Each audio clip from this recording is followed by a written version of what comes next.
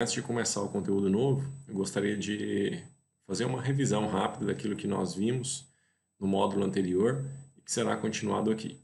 Então, nós discutimos a ideia do que é hidrostática, que é a parte da física que se dedica ao estudo dos fluidos e, particularmente, nós estamos interessados no equilíbrio desses fluidos.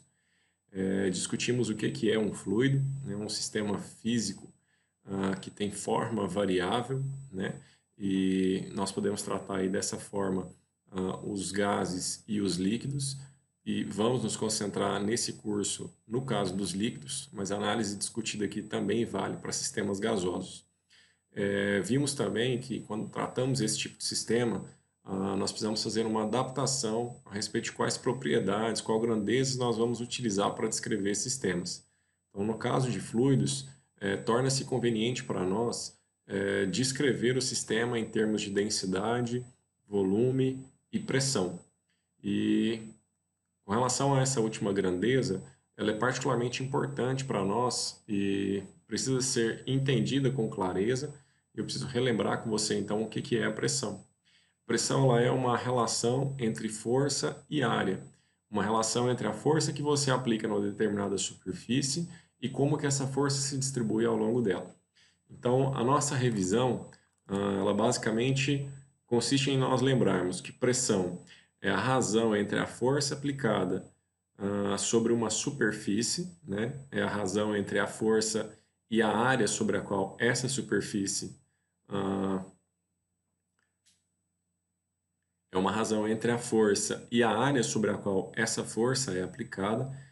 Trazendo isso para uma ilustração mais prática, nós temos aqui representado em azul uma área sobre a qual nós aplicamos uma força F, representada aí por esses vetores verticais para baixo na coloração vermelha. Então, quando eu divido, né, o valor da força aplicada pela área sobre a qual essa força é aplicada, eu encontro qual é a pressão exercida por essa força nessa região. A unidade de medida para essa grandeza é o Newton por metro quadrado, e nós discutimos uma pressão em particular, que é a pressão atmosférica. É a pressão exercida por uma massa de ar que se encontra sobre uma determinada região do planeta. Então, olhando para essa figura que está ilustrada aí, é possível a gente perceber que existem regiões com pressões diferentes, porque a gente vai ter quantidade, né, de fluido exercendo pressão diferente dependendo da posição que nós pegarmos. Então, se nós pegarmos uma região montanhosa, né, no alto de uma montanha, a quantidade de ar acima dessa região é menor do que quando nós analisamos uma outra região ao nível do mar. Então, como existe uma diferença entre a quantidade de ar numa região e a quantidade de ar na outra, existe também uma diferença da massa de ar que está nessa região e, portanto, do peso, né, que essa massa de ar exerce sobre a superfície. Logo, se tem uma diferença na força aplicada, existe também uma diferença na pressão percebida nesses locais.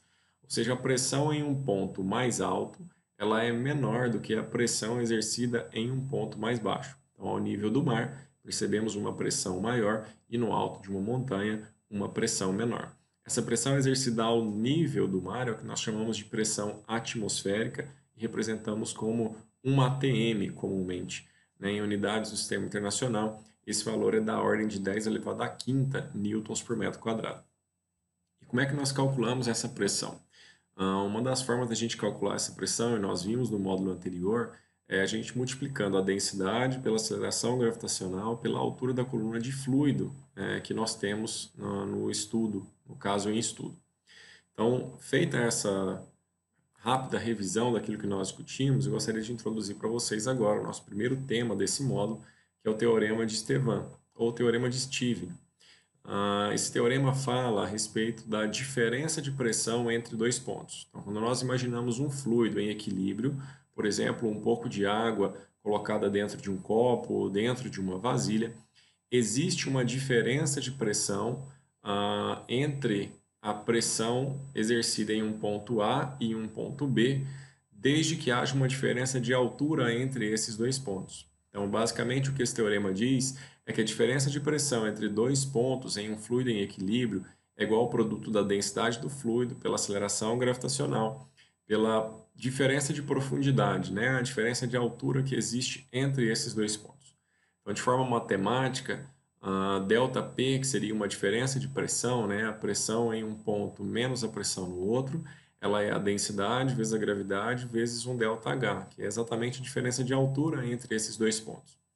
De forma mais prática, essa equação ela é escrita como a pressão em um ponto A é a pressão em um ponto B mais a densidade do fluido analisado vezes a aceleração gravitacional local vezes a altura do ponto A menos a altura do ponto B, ou seja, a diferença de profundidade entre esses dois pontos.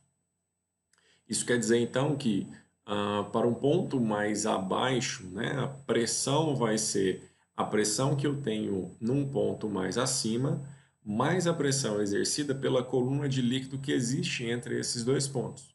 Ou seja, eu consigo encontrar agora, para qualquer ponto do líquido, qual é o valor da pressão exercida nele, desde que eu saiba a pressão em um outro ponto e qual é a diferença de altura que existe entre esses dois pontos analisados. Um aspecto importante da gente mencionar aqui é que quando esse fluido está em equilíbrio, a gente percebe que para uma mesma altura, a pressão exercida nos dois pontos será a mesma.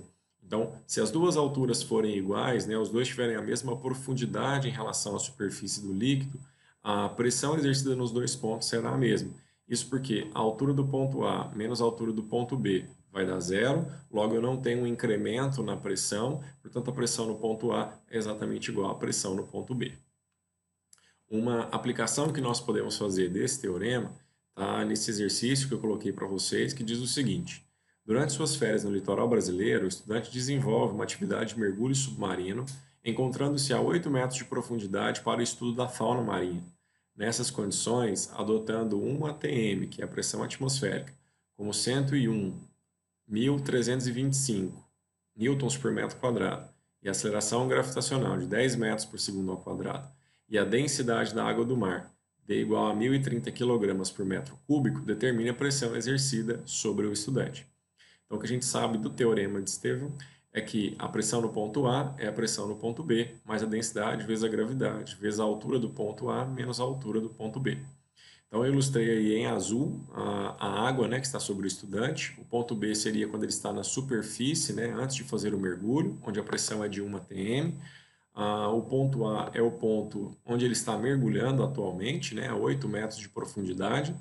A aceleração gravitacional está representada aí como G e o valor que nós usamos para ela é 10 metros por segundo ao quadrado. Então, se nós considerarmos, né, essa ilustração, o que a gente vai ter aí é a pressão no ponto A, é a pressão no ponto B, que é a pressão atmosférica, os 101.325 newtons por metro quadrado, mais a densidade, que é 1.030, vezes a aceleração gravitacional, que é 10, vezes a diferença de altura entre os dois pontos. Como o ponto B está na superfície, a altura dele é zero, né? A profundidade dele seria zero. E como o ponto onde ele está fazendo o mergulho é 8 metros de profundidade, então a profundidade do ponto A, ou a altura dele em relação à superfície do líquido, é de 8 metros. Logo, a diferença de 8 para 0 dá 8. Então, se eu multiplicar 1.030 por 10 vezes 8, eu encontro o incremento, né, de pressão, e somando com a pressão atmosférica a qual ele já estava submetido, nós encontramos então a pressão total de 183.725 newtons por metro quadrado. Espero que esse vídeo tenha ajudado você. Um forte abraço, qualquer dúvida estou à disposição e até o nosso próximo encontro.